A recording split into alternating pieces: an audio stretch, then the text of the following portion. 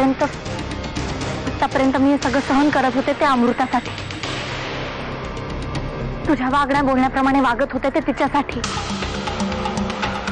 माझ्या वागण्या बोलण्यामध्ये जी लाचारी होती ती फक्त अमृताच्या सुखासाठी.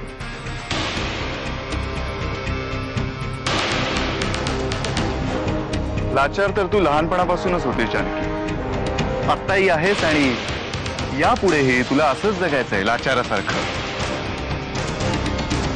जानकी, जर तू लाचार नसतीस तर तुझ्या वडिलांच्या वयाच्या माणसाशी तू लग्न केलंच नसतंस. माझ्या वैयक्तिक आयुष्याबद्दल बोलणं थांबव. ही विनंती समजू की धमकी?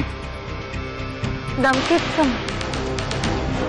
कारण यांच्याबद्दल कोणी वाकडं तिकडं बोललेलं मला चालत नाही. तुला ही भाषाही बोलता येते मला माहिती नव्हतं जानकी. मला अजून बऱ्याच भाषा बोलता येतात आर्यन, फक्त त्या बोलण्याची वेळ माझ्यावर आणू नको. बोलून बोलून काय बोलशील तू? शिव्या देशील की पोलीस कंप्लेंट करशील? विषय वाढवू नकोस.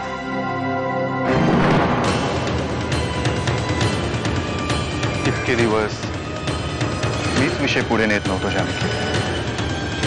आम्हाला माहिती नव्हतं तुलाच विषय एवढा पुढे न्यायचा आहे. ते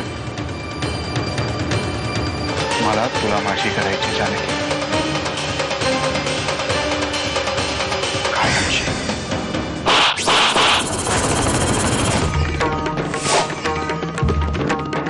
ही फक्त सूचना होती आर्यन. जास्त शहाणपणा केलास ना दगडानं खेचून मार. काय आहे हे?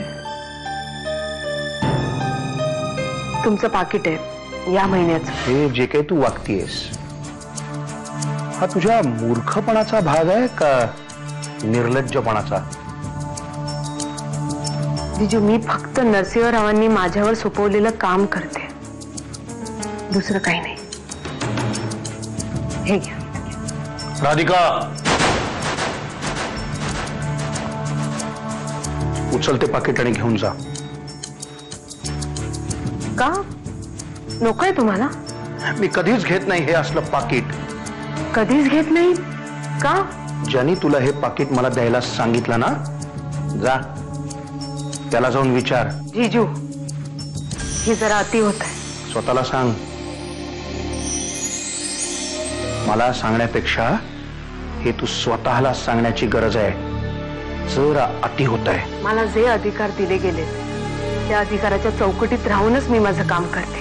पण मुळात ते अधिकार मिळावे ही आपली लायकी नाहीये, विसरू नका.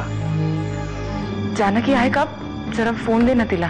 ताई ना, हा आत्ता चालिये. बोलवू का? एक मिनिट. आत्ताच आलीये म्हणजे बाहेर गेली होती का ती? हा, ते अगं बाहेर म्हणजे ते देवळात गेली होती. कधी कधी गेली होती? संध्याकाळी गेली होती. थांब, मी तिला बोलावून आणतो. नाही नको गण्या. अरे मी नंतर करते तिला फोन. हा जानकी, तुला एक विचारू? तू अमृतालाच भेटायला गोव्याला गेली होतीस ना? असं का विचारताय तुम्ही? मी तिलाच भेटायला गेले होते, तिचा अपघात झाला होता म्हणून. मग खोटं बोलण्याचं काय कारण होतं?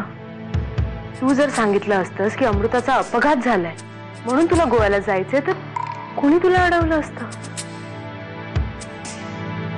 मी घरामध्ये अमृताचं नाव सुद्धा घेतलेलं यांना चालत नाही.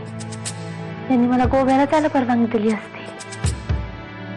नक्कीच दिली नसती, पण तुला वाटतं तेवढा विरोधही केला नसता.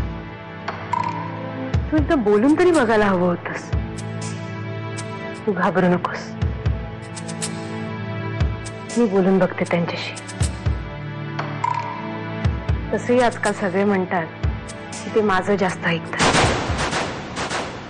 असं सगळे म्हणतात. जानकी, त्यात काहीही तथ्य नाही. नरसिंहराव फक्त स्वतःच्या मनाचं ऐकतात.